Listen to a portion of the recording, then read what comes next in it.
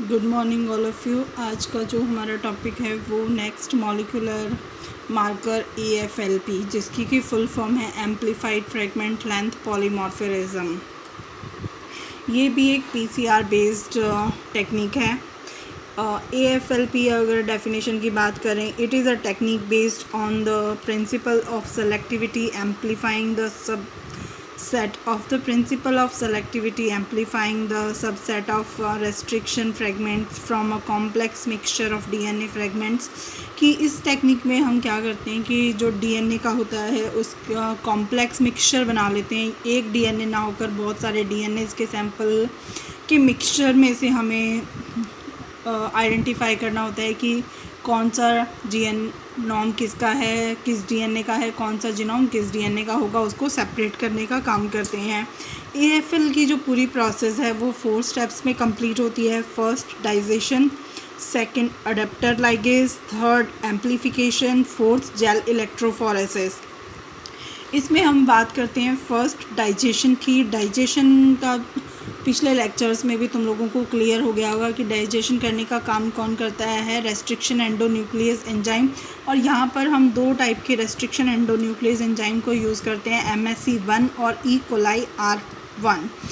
MSC1 का काम क्या होता है, ये 5' to 3' प्राइम पर TTAA सीक्वेंस जहाँ इसको मिल जाता है उसको वहाँ से DNA को कट करने का काम करता है। और E. coli RI 5' 3' प्राइम पर इसको GAATCC जहाँ पर भी ये सीक्वेंस DNA पर मिल जाता है वहाँ से DNA को ये कट कर देता है। अब ये डाइजेशन का काम कैसे करते हैं, इसमें हम 2 सैंपल ले रहे हैं DNA के, सैंपल A और सैंपल B।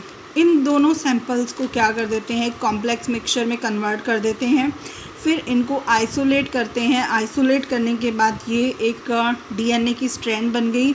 अब इस स्ट्रैंड के ऊपर जैसे ही रेस्ट्रिक्शन एंजाइम्स को डाला जाता है, रेस्ट्रिक्शन एंजाइम हम कौन से डाल रहे हैं, MSC1 और E. coli R1। जैसे ही इन दोनों रेस्ट्रिक्शन एंजाइम्स को इस कॉम्प्लेक्स मिक्सचर के ऊपर डाला जाता है तो ये दोनों ही रेस्ट्रिक्शन एंजाइम क्या काम करते हैं, इस DNA स्ट्रैंड को छोटे छोटे फ्रेगमेंट्स में कट करने का काम करते हैं। और कट कहाँ से करेंगे, जैसे ही इनको अपनी कॉम्प्लीमेंट्री स्ट्रैंड मिल जाएगी, MSC को ये वाली और E. coli को ये वाली, तो उनको ये क्या करेंगे, वहाँ से ये कट कर देंगे। फॉर एग्जांपल MSC वाले को यहाँ पर अपनी कॉम्प्लीमेंट्री स्ट्रैंड मिल गई तो इस पॉइंट से ये इसको कट कर देंगे और E. coli वाले इसको इस एरिया से कट कर देंगे।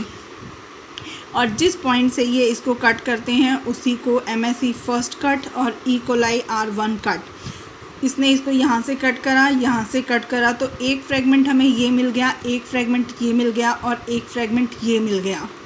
अब ये वाले जो फ्रेगमेंट होते हैं फर्स्ट और लास्ट वाला, ये रिक्वायर्ड नहीं होते हैं या आगे की प्रोसेस में पार्टिसिपेट नहीं करते, क्योंकि इनके जो एंड होते हैं वो ब्लंट एंड होते हैं। और ये जो मिडल वाला DNA फ्रेगमेंट है ये रिक्वायर्ड पार्ट होता है, क्योंकि इसके एंड स्टिकी एंड होते हैं। स्टिकी एंड और ब्लंट एंड के बारे में मैं तुम्हें लास्ट वीडियो में बता भी चुकी हूँ कि स्टिकी एंड्स में क्या होते हैं, इनके ऊपर कॉम्प्लीमेंट्री स्ट्रैंड्स आकर पेयरिंग कर सकते हैं और ब्लंट एंड के ऊपर किसी टाइप की कोई भी पेयरिंग नहीं होती है। अब हमें बहुत सारे फ्रेगमेंट्स मिल गए, हमें ये भी पता है कि हमें रिक्वायर्ड फ्रेगमेंट कौन से हैं और नॉन रिक्वायर्ड फ्रेगमेंट कौन से हैं। अब इसके बाद हम जो सेकंड पे आते हैं अडेप्टर लाइगेशन, यानी इसके अंदर अडेप्टर ऐड करेंगे। अब ये वाला जो हमारा रिक्वायर्ड मटेरियल है, रिक्वायर्ड DNA का फ्रेगमेंट है, उसके अंदर हम 2 टाइप के अडेप्टर डालते हैं, क्योंकि हम 2 टाइप के रेस्ट्रिक्शन एंजाइम यूज़ कर रहे हैं तो अडेप्टर भी हम 2 टाइप के यूज़ करेंगे, MSC1 अडेप्टर और E. coli R adapter. ठीक है, अब ये दोनों अडेप्टर्स मिलकर इसके साथ रिएक्शन करेंगे तो क्या बना लेंगे, जैसे ही अडेप्टर इनके अंदर फंक्शन करेगा तो अडेप्टर अपने पास काम क्या करेगा, DNA लाइगेज करने का काम करता है। DNA लाइगेज का काम होता है बाइंडिंग का, और बाइंडिंग किसकी हो रही है, अडेप्टर को जोड़ना मेन जो रिक्वायर्ड DNA की सीक्वेंस थी उसके साथ। ये एक दूसरे के साथ कॉम्प्लीमेंट्री स्ट्रैंड आकर जुड़ जाते हैं और ये हमें एक DNA का कॉम्प्लेक्स मिल गया, जिसमें कि दोनों DNA के पार्ट हैं, अडेप्टर है और ये एक टाइप का कॉम्प्लेक्स क्रिएट हो गया। अब जो ये DNA का कॉम्प्लेक्स बना है उसको हम कहाँ पर रन करवाते हैं, PCR के। PCR क्या है, पॉलीमरेज चेन रिएक्शन या इसको दूसरी लैंग्वेज में हम यहाँ कह सकते हैं कि जो कॉम्प्लेक्स डीएनए हमें मिला है उसका हम क्या करवा रहे हैं, एम्प्लीफिकेशन करवा रहे हैं। और एम्प्लीफिकेशन का मतलब क्या होता है, नंबर ऑफ़ डीएनए इंक्रीज, कि यहाँ पर क्या है, डीएनए के नंबर्स इंक्रीज हो रहे हैं। कि अब इसको दोबारा छोटे छोटे फ्रेगमेंट्स में कट करें तो यहाँ पर क्या होंगे, बहुत सारे फ्रेगमेंट्स बन गए, यहाँ भी बहुत सारे फ्रेगमेंट्स बन गए। फिर अब इसके बाद क्या करते हैं, पीसीआर रन करवाने के बाद हम इसमें इलेक्ट्रोफोरेसिस करवाते हैं। इलेक्ट्रोफोरेसिस सेम वही procedure agarose gel electrophoresis perform करेंगे। यहाँ पर 2 लोडिंग एरिया है जिसमें हम सैंपल ए और सैंपल बी को भर देंगे और फिर इसके अंदर पावर की सप्लाई दी जाएगी, पावर देंगे। तो ये दोनों जो डीएनए के मॉलिक्यूल्स हैं अपने मॉलिक्यूलर वेट के अकॉर्डिंग सेपरेट होते जाएंगे और उनका सेपरेशन एरिया अलग अलग होगा।